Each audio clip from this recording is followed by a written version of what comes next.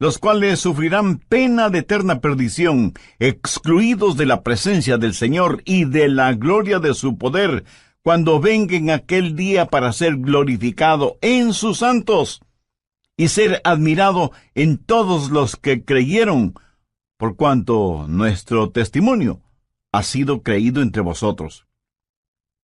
Mi amigo, esta porción bíblica está saturada de increíbles verdades. ¿Cuál es la esperanza del mundo? No es la política, ni el gobierno, ni la ciencia, ni la educación, ni siquiera la religión. Con todo mi corazón creo que la única esperanza para este mundo es la segunda venida del Señor Jesucristo.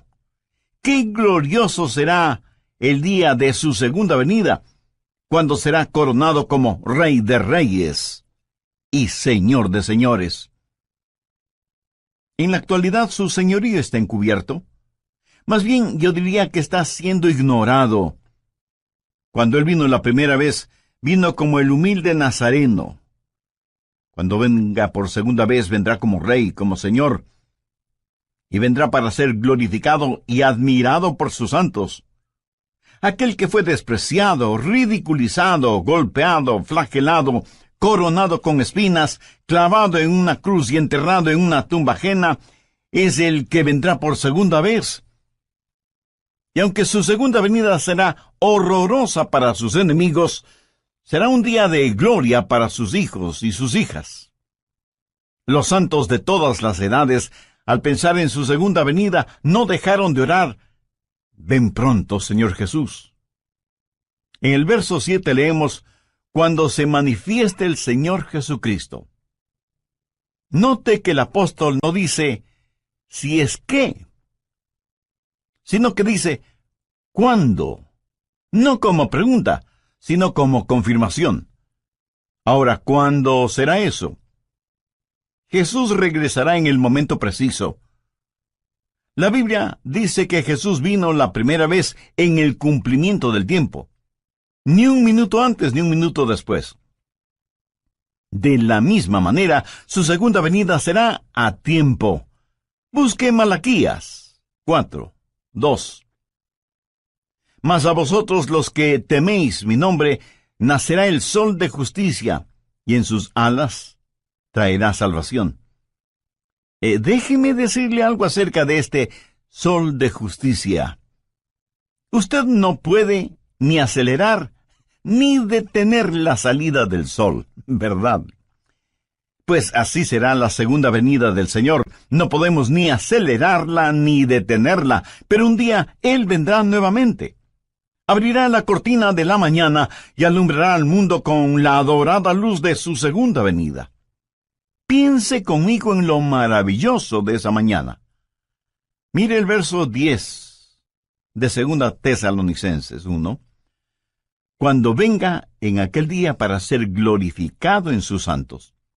La palabra glorificado en el original griego conlleva la idea de admiración, de asombro. Piense en lo que vamos a ver que causará nuestra admiración, nuestro asombro. Vamos a ver la realidad de su amor transformador.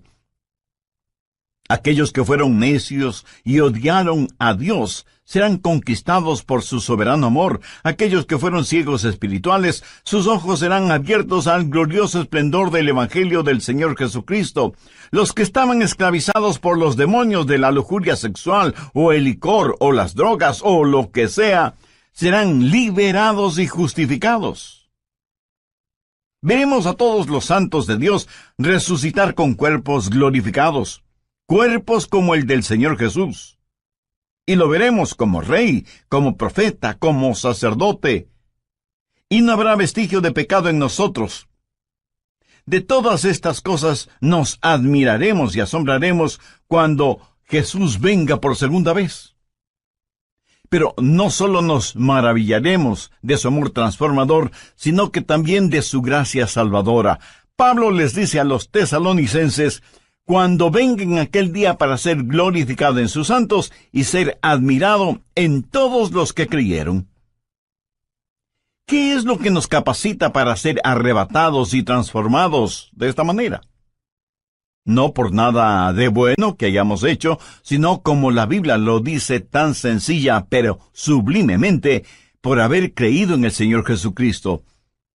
Su amor es el amor transformador que provocará nuestro asombro, y su gracia salvadora será motivo de nuestra alabanza. Ahora ponga su atención en la frase, en todos los que creyeron. Piensa en eso. Ninguno de ellos se perderá. Ningún hijo o hija de Dios se perderá. Cuando Jesús nos salva, Él nos guarda y protege. Jesús dijo, yo les doy vida eterna, y no perecerán jamás, ni nadie las arrebatará de mi mano. Y no debemos pensar solo en lo maravilloso de su venida, sino también en el testimonio de su venida. Pablo, al escribir a los hermanos en la iglesia de Tesalónica, les estaba dando su testimonio. Hermanos, aquel Jesús que vino, vendrá otra vez. Y ellos creyeron ese testimonio. Pero Pablo constantemente testificaba sobre la segunda venida del Señor. Ese era uno de los puntos fuertes de su predicación, y los hermanos recibieron el testimonio del apóstol. El apóstol les dijo, les hemos dado testimonio a ustedes que creen. ¿Sabe usted cuál será mi mayor gozo cuando esté en el cielo? El ver a personas a las cuales tuve el privilegio de presentarles al Señor Jesucristo. Yo no quiero ir al cielo sin haber hablado a nadie de Cristo. Eso sería una vida totalmente desperdiciada, ¿no le parece? De eso está hablando Pablo, de la segunda venida de Cristo, cuando Jesús nos será revelado como Rey y Señor, de que Él vendrá y será admirado por sus santos, y que nuestro testimonio como creyentes debe mostrar que creemos más en lo que dice la palabra de Dios que lo que dicen los periódicos y las revistas. Pero Pablo dice algo más. No solo que usted necesita no atribularse, sino que la segunda verdad es la siguiente. Usted no debe dejarse atrapar. No debe dejarse engañar. Busque 2 Tesalonicenses 2 desde el verso 1. Pero con respecto a la venida de nuestro Señor Jesucristo y nuestra reunión con Él, os rogamos, hermanos, que no os dejéis mover fácilmente de vuestro modo de pensar, ni os conturbéis ni por espíritu, ni por palabra, ni por carta como si fuera nuestra, en el sentido de que el día del Señor está cerca. Nadie os engañe en ninguna manera. Ahora, lo que sucedía en la iglesia de Tesalónica es que había una diabólica decepción. Alguien había escrito una carta falsa, firmada con el nombre del apóstol, diciendo que el rapto ya se había realizado y que ahora estaban viviendo en el día del Señor. Y el día del Señor significa tribulación. Y estos hermanos estaban sufriendo porque creían que el rapto ya había sucedido y que ellos habían sido dejados. Por eso el apóstol está desenmascarando esa diabólica mentira y les pide que no se dejen engañar. Hay cualquier cantidad de engañadores y charlatanes espirituales, cualquier cantidad de autoproclamados apóstoles, profetas y maestros que engañan a muchos en nuestros días. Y esa es la razón por la que estamos estudiando profecía bíblica. Pablo les dice a los hermanos, confiad en lo que os decimos.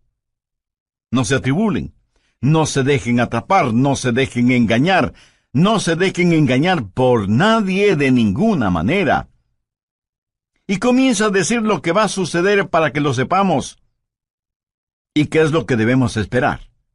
Mire desde el verso 3.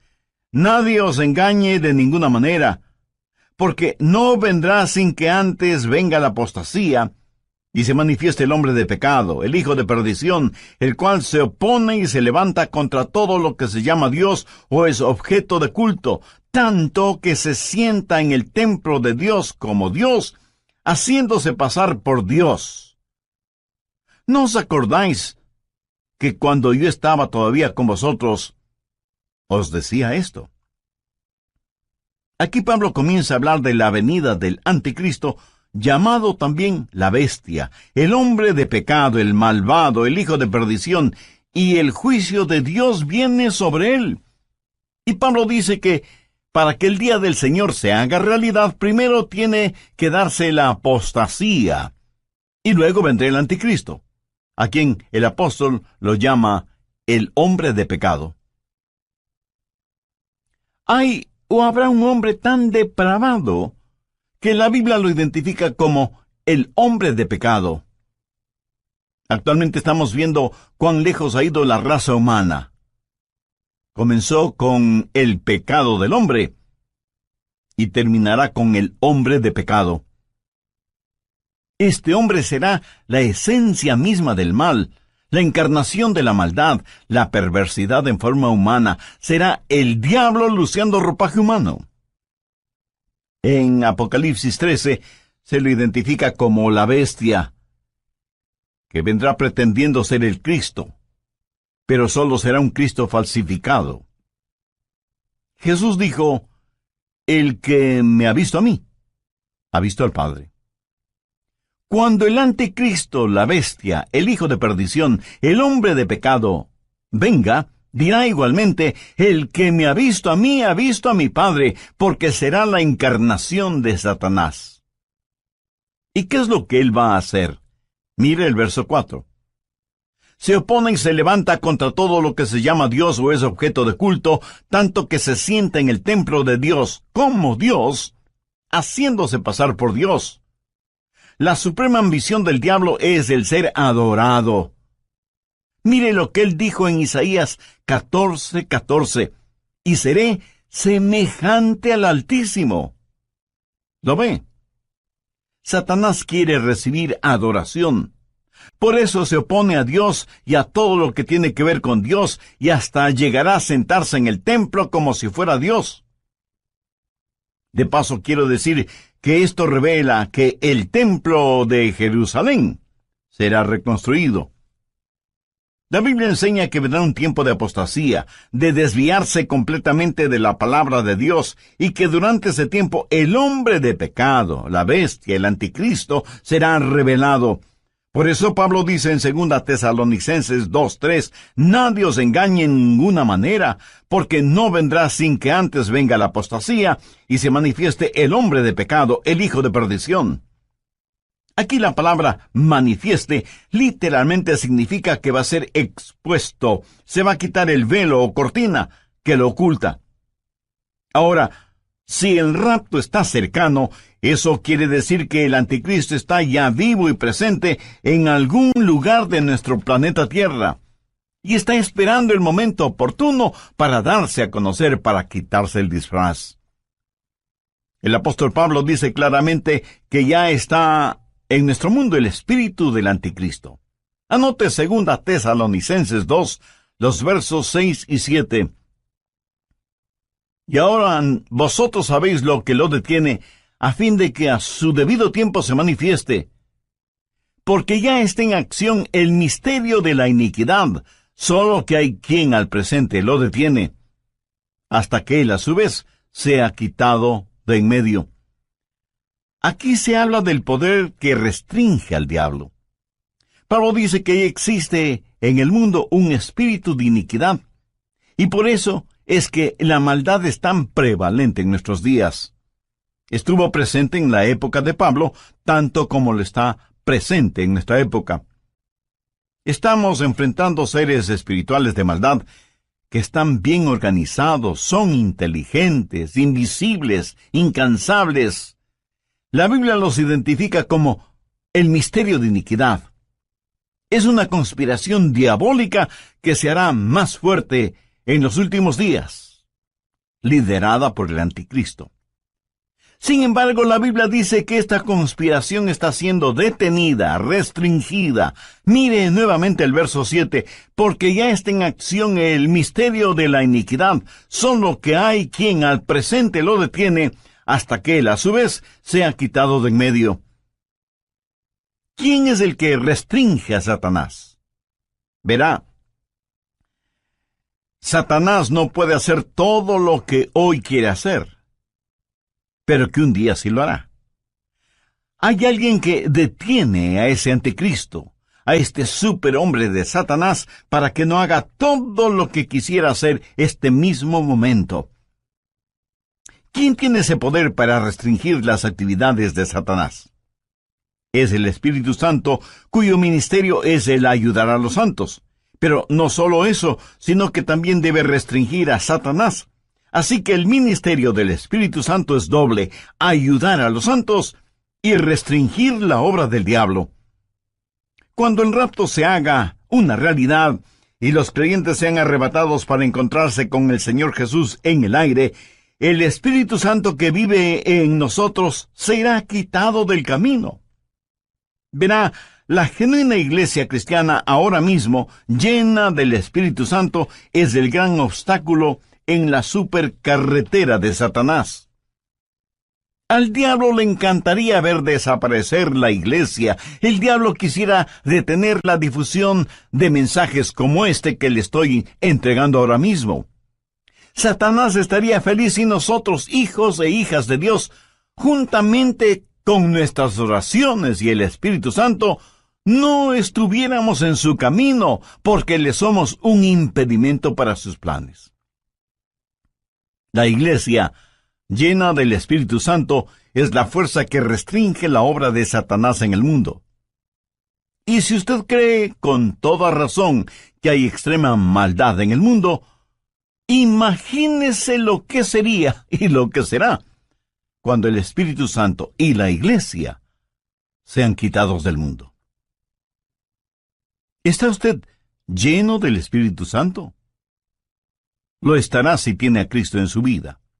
En el programa anterior vimos 2 de 3 extraordinarias verdades que encontramos en 2 Tesalonicenses 1, los versos del 7 al 10. Primera, usted no necesita estar atribulado. Segunda, usted no debe dejarse engañar o atrapar. Bien, prosigamos con nuestro estudio. Uno de estos días, en un abrir y cerrar de ojos, en un parpadeo, seremos arrebatados. Y cuando eso suceda, será el día de fiesta en el infierno. ¿Por qué? Pues porque ya no habrá restricciones para Satanás. ¿Qué es la iglesia?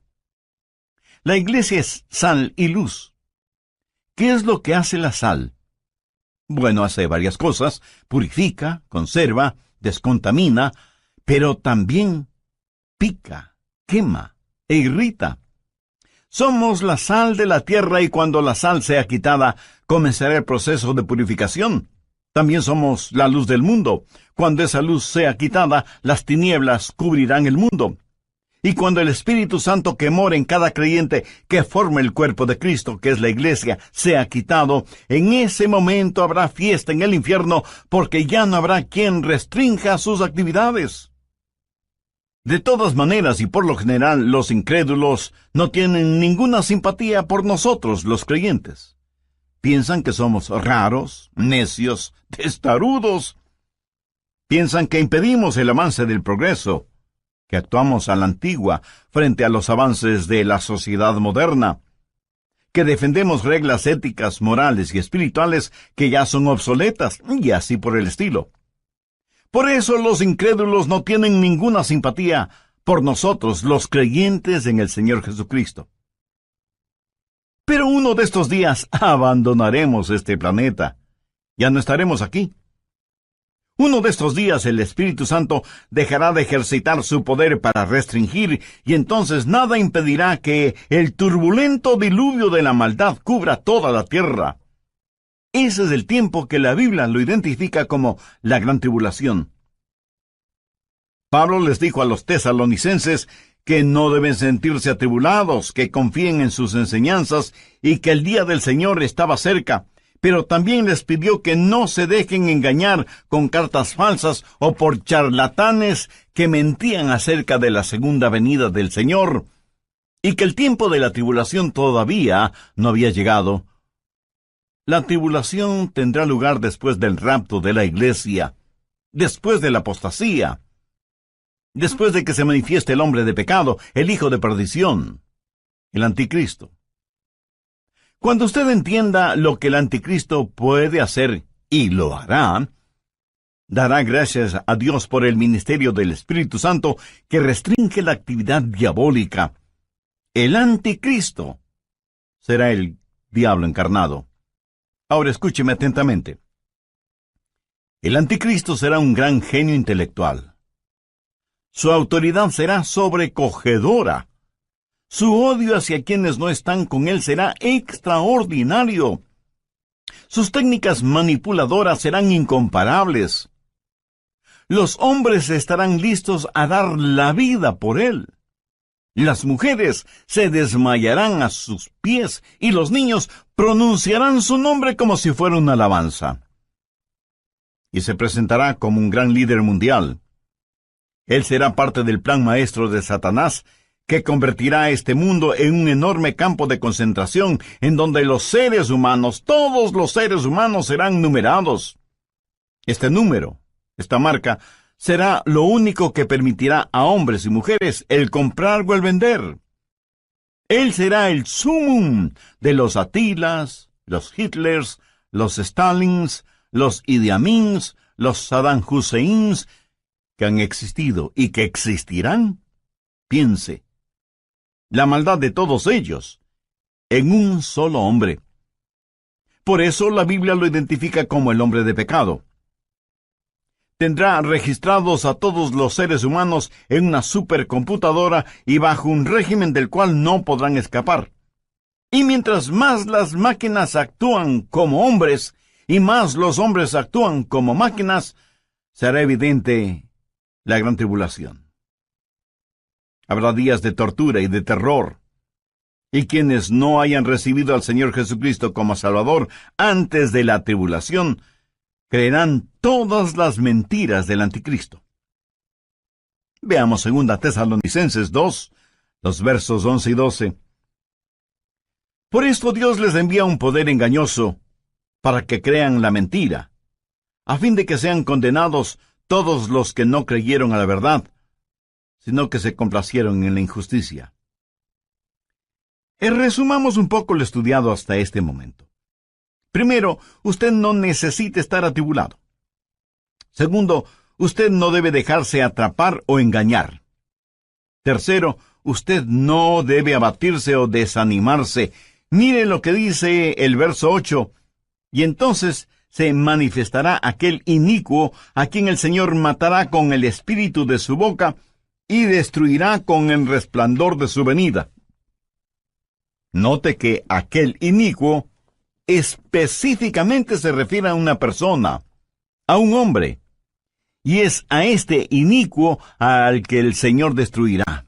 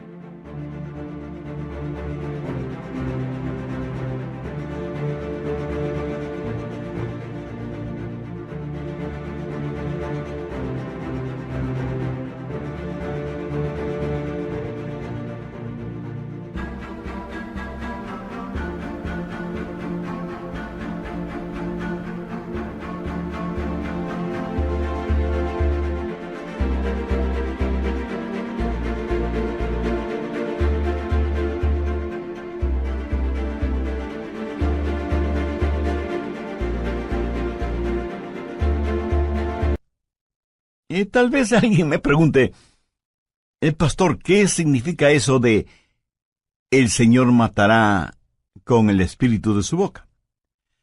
Bueno, gracias por la pertinencia de esa pregunta. Para contestarla, permítame a mí hacerle una pregunta. ¿Sabe usted cómo va a ser peleada la batalla de Armagedón? Por si no lo ha notado, la Biblia dice que la batalla de Armagedón se peleará con palabras que saldrán de la boca de Jesús. ¿Cuáles serán esas palabras? 2 sencillas, pero poderosas palabras. Cáiganse muertos. Eso es. Jesús los consumirá con el espíritu de su boca y con el resplandor de su venida. Amigo, amiga, lo que estoy tratando de decir es que usted no necesita estar atribulado, usted no necesita estar atrapado o engañado, usted no necesita ser abatido o desanimado. ¿Por qué? Se lo digo con toda la unción y la emoción de mi alma, porque Jesús vendrá otra vez. Permítame repetirlo hasta que lo entienda muy bien. Jesús vendrá otra vez. También deseo que aprendas lo siguiente. Hay dos aspectos de la segunda venida de Cristo. Y cuando se habla de su segunda venida, literalmente se está hablando de su aparición física y corporal entre los hombres. No es primordialmente una determinada fecha, sino más bien una serie de eventos que sucederán cuando nuestro Señor Jesucristo venga nuevamente. ¿Cuáles son algunos de esos eventos? En primer lugar, Él viene por su novia, la iglesia, y esa venida será dulce y secreta. Mire lo que Pablo dice en 2 Tesalonicenses 2:1. Pero con respecto a la venida de nuestro Señor Jesucristo y nuestra reunión con Él, ¿cómo será su venida? Busque por favor 1 Tesalonicenses 4:16. Porque el Señor mismo, con voz de mando, con voz de arcángel y con trompeta de Dios, descenderá del cielo, y los muertos en Cristo resucitarán primero. Luego nosotros, los que vivimos, los que hayamos quedado, seremos arrebatados juntamente con ellos en las nubes para recibir en el aire, y así estaremos siempre con el Señor. Así que, primero Cristo viene por su novia, la iglesia. En segundo lugar, Cristo viene con su novia, la iglesia. En el rapto, Él viene para arrebatarnos. Luego, después de la tribulación, Él regresa a la tierra con su novia, la iglesia, para reinar y gobernar. Primero Él viene como novio a buscar a su novia, pero luego regresa como rey soberano a gobernar por 1000 años en la tierra. Serán 1000 años gloriosos de un reino de justicia y de equidad. Y lo que va a suceder será lo siguiente.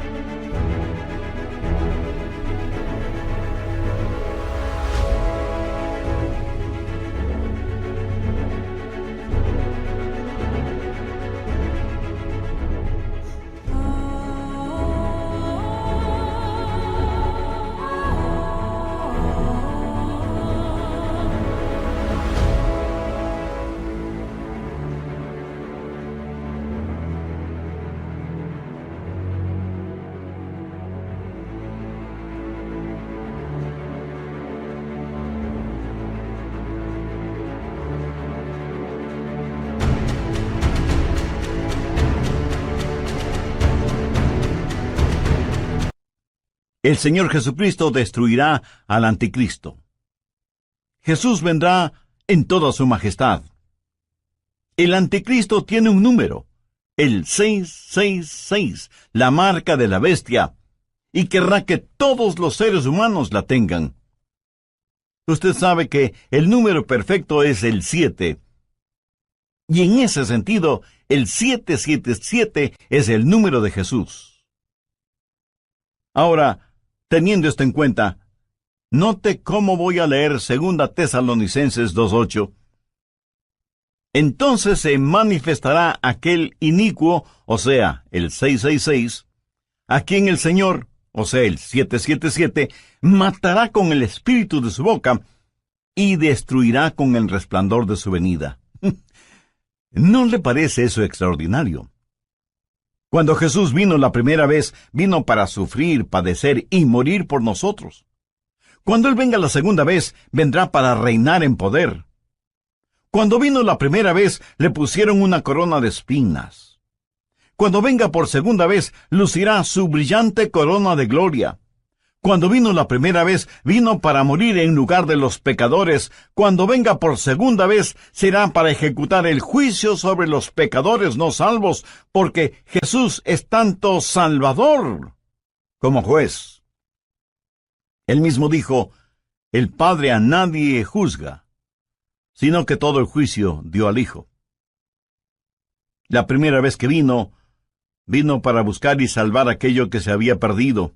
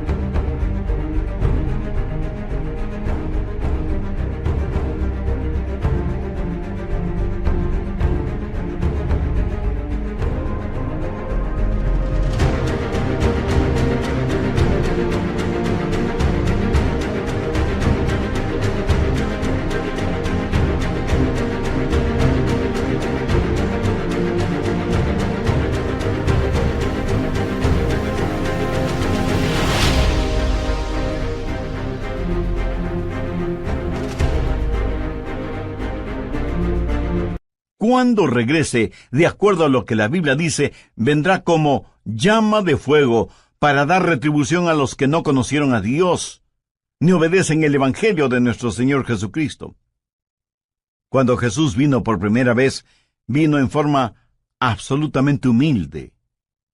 Y aun cuando entró triunfalmente en Jerusalén, lo hizo montado en un burro. Pero la próxima vez que venga, será en poder y gloria.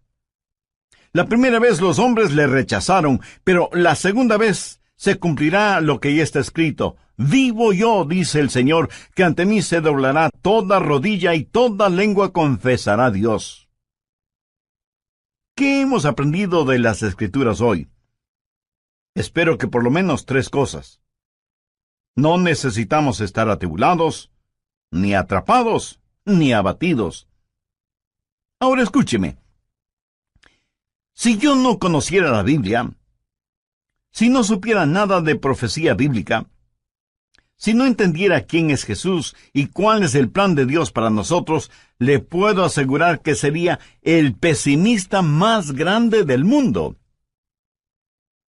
Este mundo es como una tragedia escrita por Shakespeare o Cervantes. Tragedias en las cuales uno solo es el espectador, porque nada puede hacer, y menos sin Cristo. Pero así es el mundo en que vivimos. Por eso digo que si no fuera por la realidad de Cristo, por la seguridad de su palabra, por el fiel cumplimiento de las profecías, si no fuera por esas cosas, yo sería el campeón de los pesimistas. Pero no. Escúcheme, soy un convencido optimista. Sé que el Cristo que vino la primera vez regresará. Busque Hechos 1:11. Este mismo Jesús que ha sido tomado de vosotros al cielo, así vendrá como le habéis visto ir al cielo. Ahora, ¿qué significa todo esto para nosotros? Significa que estamos en los gloriosos días, que son los del principio del fin. Y necesitamos dar el siguiente paso. Mis amigos, estos no son días para aletargarnos, o para retroceder, o para callarnos, hasta que el rapto llegue y seamos arrebatados. Debemos pelear nuestra batalla hasta el límite. Yo quiero dejar este mundo como un cristiano maduro. Quiero ser mañana un mejor cristiano de lo que soy hoy. Quiero amar al Señor Jesucristo cada día más y anhelo crecer en la gracia y el conocimiento de nuestro Salvador. ¿Y qué de usted? Quiero, como el apóstol Pablo, llegar al final de mi vida y poder decir, he peleado la buena batalla, he acabado la carrera, he guardado la fe.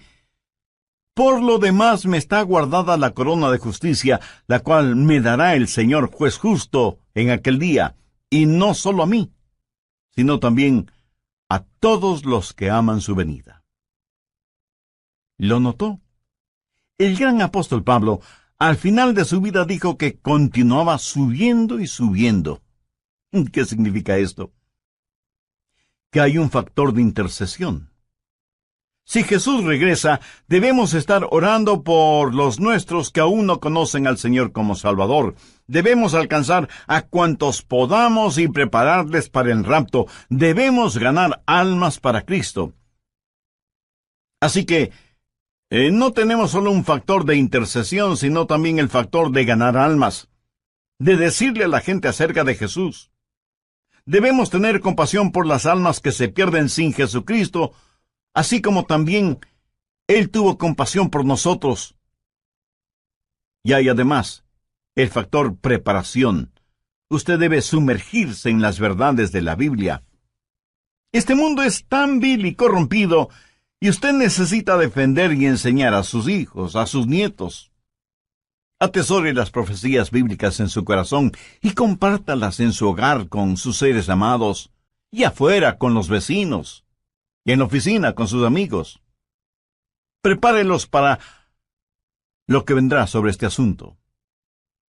Yo siento verdadera pena por aquellos que no quieren entender las cosas de Dios y que por lo tanto no tienen un fundamento, una roca sólida en la cual afirmarse durante estos tiempos peligrosos que vivimos.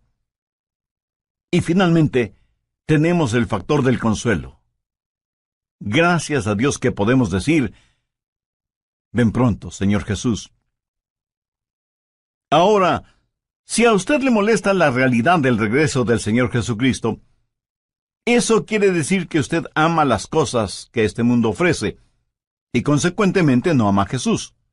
Porque si usted amara a Jesús, estaría más que anhelante de su segunda venida. ¿Por qué? Porque ese será un día extraordinario cuando Él venga con sonido de trompeta, y en un abrir y cerrar de ojos seremos arrebatados para encontrarnos con el Señor en el aire. Entonces cada uno de los redimidos podrá decir en forma personal lo que en forma tan convencida dijo el rey David: en cuanto a mí, veré su rostro en justicia, estaré satisfecho cuando despierte a su semejanza. ¿No le gustaría a usted también poder decir lo mismo? Y bien puede, si toma una decisión espiritual por Cristo ahora mismo. Si así lo desea, le invito a repetir conmigo una corta oración. Lo que voy a decir es solo para que le sirva de guía, pero usted ore con sus propias palabras. Dígalas en voz alta o en voz baja, o silenciosamente si así lo prefiere. Pero ore con fe, con sinceridad, con convicción, porque esta decisión tendrá repercusiones eternas. Querido Dios, gracias por este mensaje de tu palabra que he podido escuchar. Confieso que no he pensado mayormente en el regreso de Jesús, pero me doy cuenta que eso se debe a que no tengo a Cristo en mi corazón. Sé que soy pecador, y más que tu juicio,